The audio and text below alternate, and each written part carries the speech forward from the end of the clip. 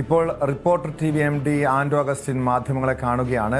Kochi stadium നവീകരണ കരാറുമായി ബന്ധപ്പെട്ട നേരത്തെ എറണാകുളം MP ഹൈബീഡൻ ചില ആരോപണങ്ങൾ ഉന്നയിച്ചിരുന്നു. ഈ വിഷയങ്ങളടക്കം ആൻഡ്രൂ അഗസ്റ്റിൻ മറുപടി നൽകുമെന്ന് പ്രതീക്ഷിക്കാം. അപ്പം നവംബർ മാസം 30 കഴിഞ്ഞാൽ സ്റ്റേഡിയം അവർക്ക് തിരിച്ച് ഹാൻഡ് ഓവർ ചെയ്യണം. അതിൻ്റെ അകത്ത് എന്തെങ്കിലും നിർമ്മാണ പ്രവർത്തികളോ അല്ലെങ്കിൽ ഇതിപ്പോൾ അപ്ഡേഷനോ അല്ലെങ്കിൽ ഇൻ്റർനാഷണൽ ലെവലിലേക്ക് സ്റ്റേഡിയം ഉയർത്തുന്നതുമായി ബന്ധപ്പെട്ട കാര്യങ്ങൾ ചെയ്യുന്നുണ്ടെങ്കിൽ അത് GCDയുടെ അനുമതിയോട് കൂടിയിട്ട് അവരുടെ എഞ്ചിനീയേഴ്സിൻ്റെ അനുമതിയോടുകൂടി നമ്മൾ നടപ്പിലാക്കുകയാണ് വേണ്ടത്. അതെന്ന് പറയുന്നത് ഒരു എല്ലാവരുടെയും സപ്പോർട്ട് കൂടി നടപ്പിലാക്കുന്ന ഒരു സംഭവമാണ്. ഈ നവംബർ മാസം 30 ശേഷം ഇത് നമ്മുടെ കയ്യിൽ ഉണ്ടോ എന്ന് ചോദിച്ചാൽ നമ്മുടെ എല്ലാ സ്റ്റേഡിയം നമ്മളെ അതിലേക്ക് അപ്പുറത്തേക്ക് കൊണ്ടുപോകാനായിട്ട് ഉദ്ദേശിച്ചിട്ടില്ല. നമ്മളെ സംബന്ധിച്ചിടത്തോളം നവംബർ 30 വർക്ക് തീർത്ത് സ്റ്റേഡിയം കളി അനുയോജ്യമായ രീതിയിൽ ഹാൻഡ് ഓവർ ചെയ്യാന്നുള്ളതാണ്. 17-ാം തീയതി കളി ഉണ്ടായിരുന്നെങ്കിൽ കളിക്ക് ശേഷം അത് കണ്ടിന്യൂ ചെയ്തേനെ. 17-ാം തീയതിക്ക് ശേഷം കളി ഉണ്ടെങ്കിൽ ആ കളിക്ക് മുൻപ് വർക്കുകളും മുഴുവൻ തീർത്ത് നമ്മൾ 17-ാം തീയതി കളി കളിച്ചതിന് ശേഷം നമ്മുടെ കളി കഴിഞ്ഞാൽ അവസാനം അവർക്ക് ഹാൻഡ് ഓവർ ചെയ്യാന്നുള്ളത് മാത്രമേ ഉള്ളൂ. ഇപ്പോഴത്തെ അജണ്ട എന്ന് പറയുന്നത് നവംബർ മാസം 30 ഈ സ്റ്റേഡിയത്തിന്റെ മുഴുവൻ വർക്കും പൂർത്തീകരിച്ച് സ്റ്റേഡിയം ഹാൻഡ് ഓവർ ചെയ്യും. ഇതാണ് ഇപ്പോൾ തീരുമാനിച്ചിട്ടുള്ളത്. നമ്മളെ സംബന്ധിച്ചിടത്തോളം നമുക്ക് ഈ അർജന്റീന അസോസിയേഷനുമായി ബന്ധപ്പെട്ട് അല്ലെങ്കിൽ ഫുട്ബോൾ കളിയുമായി ബന്ധപ്പെട്ടിട്ട് ഇതൊരു ഗവൺമെൻറ് പ്രൊജക്റ്റാണ്. ഗവൺമെൻറ് പ്രൊജക്റ്റിൻ്റെ അകത്ത് ഞാൻ ആരാണ്? ഞാൻ രണ്ടാമത്തെ സ്പോൺസറാണ്. ആദ്യം ഒരു സ്പോൺസർ ഉണ്ടായിരുന്നു, അവർ പിന്മാറിയതിന് ശേഷം ഞാൻ രണ്ടാമത് വന്ന സ്പോൺസറാണ്. അപ്പോൾ ആ സംവിധാനത്തിൻ്റെ അകത്ത് ആ സ്പോൺസർ വന്നതിന് ശേഷം ആദ്യം തിരുവനന്തപുരം സ്റ്റേഡിയം തീരുമാനിക്കുന്നു. അത് കഴിഞ്ഞ് കൊച്ചി സ്റ്റേഡിയത്തിലേക്ക് കൊണ്ടുവരും. തിരുവനന്തപുരം സ്റ്റേഡിയം തീരുമാനിക്കുമ്പോൾ എന്താ, അതൊരു ക്രിക്കറ്റ് സ്റ്റേഡിയം ആണെന്ന് എല്ലാവർക്കും അറിയാവുന്നതുകൊണ്ടും അതിന് FIFA റാങ്കിങ് കിട്ടാൻ ബുദ്ധിമുട്ടായതുകൊണ്ടാണ് കൊച്ചി സ്റ്റേഡിയം തീരുമാനിക്കുന്നത്. കൊച്ചി സ്റ്റേഡിയത്തിന് FIFA അപ്രൂവൽ ഇല്ലാത്തതുകൊണ്ട് FIFA അപ്രൂവൽ കിട്ടുന്നതിന് വേണ്ട നിർമ്മാണ പ്രവർത്തികൾ നടത്തി അത് FIFA ഇൻ്റർനാഷണൽ സ്റ്റാൻഡിലേക്ക് ഉയർത്തണം. അത് ഉയർത്തുക എന്ന് പറയുന്നത് ഈ പറഞ്ഞ ഒരു മാസം കൊണ്ട് ചിലപ്പോൾ നടന്നോണില്ല എന്ന് ചോദിച്ചപ്പോഴാണ് എന്നോട് ഇത് നടത്താൻ കഴിയുമോ എന്ന് ചോദിക്കുന്നത്. ആ നടത്തിലാക്കാൻ കഴിയുമെന്ന് ചോദിച്ചാൽ നമ്മൾ നടത്തുന്നില്ല. അല്ലാതെ എനിക്കിതിനകത്ത് അജണ്ടയില്ല. ഇപ്പം ഞാൻ വിചാരിക്കുന്നത് ഈ RBC റിപ്പോർട്ടർ ബ്രോഡ്കാസ്റ്റിംഗ് കമ്പനി ഇത് നടപ്പിലാക്കിയിട്ട് ഇതിൽ എന്താ ലാഭം അങ്ങനെ ഒരു ലാഭം കൊയ്യാൻ ഉദ്ദേശമില്ല. കാരണം ചില ആൾക്കാർ അങ്ങനെയായിരിക്കും കണ്ടിട്ടുണ്ടാവുക. കേരളത്തിൽ പണം മുടക്കുന്നവരെ മുഴുവൻ ലാഭം കൊയ്യുന്നവരായിട്ടായിരിക്കും കണ്ടിട്ടുണ്ടാവുക. അങ്ങനെ ശൈലിയായിരിക്കും ഉദ്ദേശിച്ചിട്ടുണ്ടാവുക. പക്ഷേ എൻ്റെ മനസ്സിലെന്താണ്, ഞാൻ ഇറങ്ങി തിരിച്ചു തന്നൊരു വേണ്ടിയിട്ടാണ് കേരളത്തിലൊരു ഇൻ്റർനാഷണൽ ഫുട്ബോൾ മത്സരം കൊണ്ടുവരണം. കേരളത്തിലെ ഫുട്ബോൾ ഡെവലപ്പ് ചെയ്യണം, സ്പോർട്സ് ഡെവലപ്പ് ചെയ്യണം, ടൂറിസം ഡെവലപ്പ് ചെയ്യണം. അത് തന്നെയാണ് എൻ്റെ ഉദ്ദേശം. ആ ഉദ്ദേശത്തിനോട് ഞാൻ പണം മുടക്കിയിട്ട് എനിക്ക് നഷ്ടം പറ്റാൻ ഞാൻ സഹിച്ചോളാന്ന്. കാരണം കളി നടന്നില്ല, എനിക്ക് വലിയ നഷ്ടം ഉണ്ടാവും. ആ നഷ്ടം ഞാൻ സഹിച്ചോളാം. എന്നെ സംബന്ധിച്ചിടത്തോളം ഒരാളുടെ ഒരു പൈസ ഞാൻ വാങ്ങിയിട്ടില്ല, ഒരു ടിക്കറ്റ് വിട്ടിട്ടില്ല, ഒരു സാധനം ഞാൻ ചെയ്തിട്ടില്ല. എന്നെ സംബന്ധിച്ചിടത്തോളം കൊച്ചി ഇൻ്റർനാഷണൽ സ്റ്റേഡിയത്തെ ഉയർത്തുക എന്നുള്ളതാണ്. ഈ സ്റ്റേഡിയത്തിൽ എന്തെങ്കിലും വർക്കിന് അപാകത ഉണ്ടെങ്കിൽ നിങ്ങൾ ചൂണ്ടിക്കാണിച്ചോ, അതും കൂടെ ഈ 31-ാം തീയതി തീർക്കും. ഏത് കാര്യത്തിലാണെങ്കിലും ഇതൊരു പൊതുമുതലാണല്ലോ. സ്വാഭാവികമായിട്ടും ഒരു കാര്യം ഒരു സ്പോൺസറെയാണോ ആരെയാണോ ഏൽപ്പിക്കുമ്പോൾ അതിനൊരു ഞാനതാണ് പറയുന്നത്. അതാണ് പറയുന്നത്, ഒരു രേഖ അല്ലെങ്കിൽ സംവിധാനം എന്നൊക്കെ പറയുന്നത് ഇത് GCDയുടെ അണ്ടറിലുള്ള സ്റ്റേഡിയമാണ്. ഇത് ആരെങ്കിലും ഒരാൾ ഡെവലപ്പ് ചെയ്തല്ലേ പറ്റുള്ളൂ. അത് ഡെവലപ്പ് ചെയ്യുന്നത് ആരാ? അത് ഡെവലപ്പ് ചെയ്യുന്നത് GCD തന്നെയാണ്. അപ്പം ഞാനിപ്പോൾ എന്താ ചെയ്യുന്നത്, GCD അപ്രൂവൽ വന്നിട്ട് ഇത് നടപ്പിലാക്കാൻ പറയും. ഇപ്പം ഞാൻ ഫെഡ്ലൈറ്റ് നിങ്ങൾ നോക്കിയാൽ മനസ്സിലാവും. ഫെഡ്ലൈറ്റിൻ്റെ ഇപ്പോഴത്തെ അവസ്ഥ എന്താ പറയുക, കാറ്റ് പിടിച്ചാൽ താഴെ പോകുന്ന അവസ്ഥ ഉണ്ടായിരുന്നത്. ഇപ്പോഴും നോക്കിക്കോളൂ. ഞാൻ ഈ രണ്ടെണ്ണേ തീർന്നിട്ടുള്ളൂ, 2 വർക്ക് നടക്കുകയാണ്. ആർക്കെങ്കിലും ഒരു ഉത്തരവാദിത്തമുള്ള ആരെങ്കിലും ഒരാണ്ട് ഈ GCDയുടെ അവസ്ഥ ഇങ്ങനെ ഈ പറയുന്ന ഫെഡ്ലൈറ്റ് അങ്ങനെ നിൽക്കുമല്ലോ. ഇപ്പോഴും അങ്ങനെ തന്നെയാണ്. അപ്പോൾ എന്താണ്, GCD തീരുമാനിക്കുന്നുണ്ട് ഈ സൈസിലെ ഫെഡ്ലൈറ്റ് ആണ് വേണ്ടതെന്ന് പറഞ്ഞു. അത് ഫ്രീ ആയിട്ട് ചെയ്തു കൊടുക്കുന്നുള്ളൂ. ഞാൻ ചെയ്തു, അങ്ങനെ കണ്ടാൽ മതി.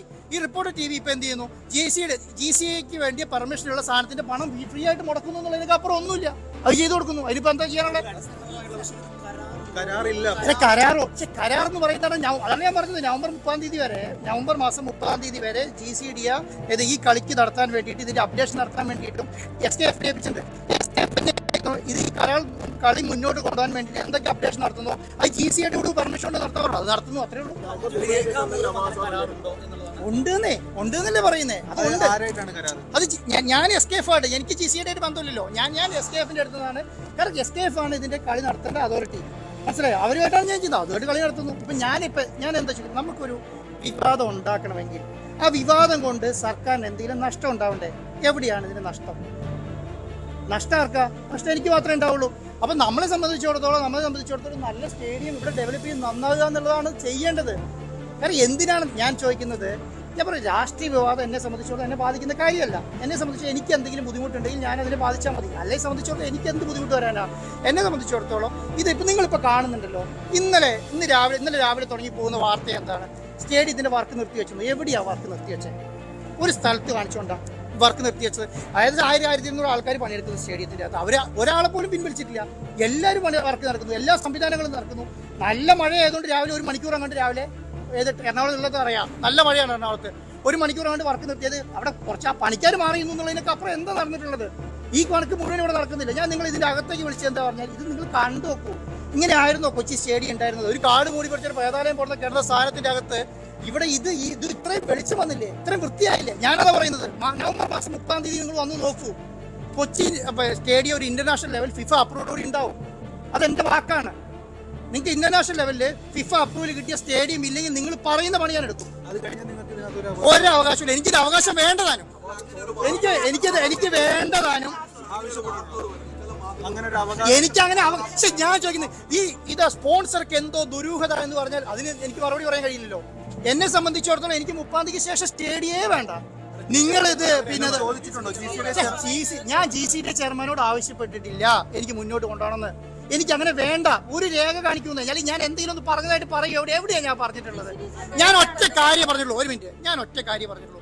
നവംബർ 17-ാം തീയതി ഇന്റർനാഷണൽ ഫുട്ബോൾ മത്സരം നടത്താൻ വേണ്ടിയിട്ട് സ്റ്റേഡിയത്തെ ഡെവലപ്പ് ചെയ്യുമെന്ന് പറഞ്ഞിട്ടുള്ളൂ. അതിന്റെ പണം മുടക്കുന്നത് എന്റെ കയ്യിൽ നിന്നാണ്. ഞാൻ ആരുടെയും സർക്കാരിന്റെ പൈസ ചോദിച്ചോ? ആർക്കെങ്കിലും കൊടുക്കാന്ന് പറഞ്ഞോ? ചെയ്യാന്ന് പറഞ്ഞോ? ഒന്നും ഞാൻ പറഞ്ഞിട്ടില്ലല്ലോ. ഞാൻ പറഞ്ഞത് എന്താണ്? സ്റ്റേഡിയത്തെ ഡെവലപ്പ് ചെയ്യും. അതുകൊണ്ട് ആർക്കാ നഷ്ടം? ആ നഷ്ടം പറഞ്ഞാൽ മതി. ഏത് നഷ്ടം ആർക്കാണ് ഉണ്ടാവുന്നത്? ഞാനിത് ഇനി നിങ്ങൾ പറഞ്ഞു ഇനി ഉണ്ടല്ലോ 45 ദിവസം. ഈ 45 ദിവസം നിങ്ങൾ പറയുന്ന ഏത് വർക്കും ഞാൻ ചെയ്ത് തീർത്തുതരാം. നിങ്ങൾക്ക് ഇത് അപാകത കാണിക്കൂ. ഞാനിപ്പോൾ ഒരു സർക്കാർ പല പരിപാടികൾ സ്പോൺസർഷിപ്പ് എടുക്കാറുണ്ട് ഇല്ലേ? പല സംവിധാനത്തിൽ എടുക്കാറുണ്ട്. അത് ഫ്രീ ആയിട്ട് ഉണ്ടാക്കിയിട്ടുണ്ട്. ഞാൻ എത്ര വീടുകൾ കെട്ടി കൊടുത്തിട്ടുണ്ട്? ഞാൻ എത്ര വീടുകൾ പണിത് കൊടുത്തിട്ടുണ്ട്? ഞാൻ എത്ര കല്യാണം നടത്തിയിട്ടുണ്ട്? ഇതൊക്കെ നിങ്ങൾ ആരും പൈസ കൊടുത്തിട്ടാ? ഒന്നല്ലല്ലോ. ഞാൻ ഫ്രീ ആയിട്ട് ഞാൻ ഉദ്ദേശിച്ച് ചെയ്ത് പിന്നെ പോകുന്നുള്ളതാണ്. എന്നെ സംബന്ധിച്ചിടത്തോളം ആ ലെവലിലേക്ക് ഇതിനെ വളർത്തുക എന്നേ ഉദ്ദേശിച്ചിട്ടുള്ളൂ. അതുപോലെ ആ ലെവലിലേക്ക് സ്റ്റേഡിയത്തെ ഉയർത്തുക, സ്റ്റേഡിയം ആ ഡെവലപ്പ് ചെയ്യുക. അത് നിർത്തിയ ശേഷം സർക്കാരിന് ഹാൻഡ് ഓവർ ചെയ്യുക. ഞാൻ എൻ്റെ പേരിലേക്ക് എഴുതി തരുന്നില്ലല്ലോ. എൻ്റെ പേരിലേക്ക് എഴുതി തന്നില്ല. ഒരു രേഖയില്ല, ഒന്നുമില്ല. എന്നെ സംബന്ധിച്ചിടത്തോളം നിങ്ങൾക്ക് ഫ്രീ ആയിട്ട് നടത്താൻ പറ്റും, ഞാൻ നടത്തുന്നു എന്നുള്ളതിനേക്കാൾ അപ്പുറം ഒന്നുമില്ല. SKF 1 മാസത്തേക്കാണ് ഹാൻഡ് ഓവർ ചെയ്തിട്ടുള്ളത്. നവംബർ 30-ാം തീയതിയാണ് GCD ഹാൻഡ് ഓവർ ചെയ്തത്. SKF അത് കളി നടത്താൻ വേണ്ടി അതിന് അപ്ഡേഷൻ ചെയ്യാൻ എന്നെ 1 മാസത്തേക്ക് നവംബർ 30-ാം തീയതി ഏൽപ്പിച്ചു. ആ 30-ാം തീയതി ഞാൻ പറഞ്ഞ കാര്യത്തിൽ ഉണ്ടെന്നല്ലേ പറഞ്ഞേ? അല്ല അതെനിക്കറിയില്ല. ഞാൻ പറയുന്നത് എന്താ അറിയോ? നമുക്ക് 1 മാസത്തേക്ക് സ്റ്റേഡിയം നിന്ന് കളി തീരുമാനിച്ചത് സർക്കാരാണ്. ആ ഒരു കളി തീരുമാനിച്ചതിനുള്ള എല്ലാ ഒരുക്കങ്ങളും ഇവിടെ പൂർത്തീകരിക്കും. ഇനി കളി ഇപ്പൊ എന്താ സംഭവിച്ചിട്ടുള്ളത്? നിങ്ങൾ ആഘോഷിക്കുന്നത് എങ്ങനെയാ? മെസ്സി വരില്ല എന്ന് പറഞ്ഞിട്ടല്ലേ? അർജന്റീന വരില്ല എന്ന് പറഞ്ഞിട്ടല്ലേ? ഞാൻ അങ്ങനെയാണോ പറഞ്ഞത്? ഞാൻ പറഞ്ഞെന്താ? മാർച്ച് മാസത്തേക്ക് കളി മാറ്റി വെക്കുമെന്ന് മാത്രമേ ഞാൻ പറഞ്ഞിട്ടുള്ളൂ. അതിനപ്പുറത്തെ അടുത്ത അല്ല ഒരു മിനിറ്റ് എന്താ 100% ഉറപ്പുള്ളതുകൊണ്ടാണ് ഉണ്ടെന്ന് പറയുന്നത്. 100% ഉറപ്പുണ്ട്. നിങ്ങൾക്ക് 2 മാസത്തിലെ ഉറപ്പ് ഞാൻ തന്നെ വന്ന് പറഞ്ഞല്ലോ. ഇതിന്റെ ഈ കാര്യങ്ങളാണെന്ന് ഞാൻ പറഞ്ഞല്ലോ. എന്നെ സംബന്ധിച്ചിടത്തോളം എന്താ ഈ അർജന്റീന ഫുട്ബോൾ അസോസിയേഷനും ഓസ്ട്രേലിയയുമായിട്ടുള്ള ധാരണ ഉണ്ടാക്കി നമുക്ക് ഫിഫ അപ്രൂവൽ കിട്ടിയിട്ടില്ല. ഫിഫ അപ്രൂവൽ അടുത്ത ഡേറ്റിനുള്ളിൽ ഈ വർക്ക് കംപ്ലീറ്റ് ചെയ്ത് എടുക്കും. എന്നിട്ട് കളി നടത്താൻ വേണ്ടി ശ്രമിക്കും, അല്ലെങ്കിൽ കളി നടത്തും. ഞാൻ എന്തായാലും 2-3 ദിവസത്തിനുള്ളിൽ ക്ലാരിറ്റിയോടുകൂടി ഇത് പറയും. ഇനി ഉണ്ടോ ഇല്ലയോ, ഉണ്ടെന്നെങ്കിൽ ഉണ്ട്, ഇല്ലെങ്കിൽ ഇല്ല.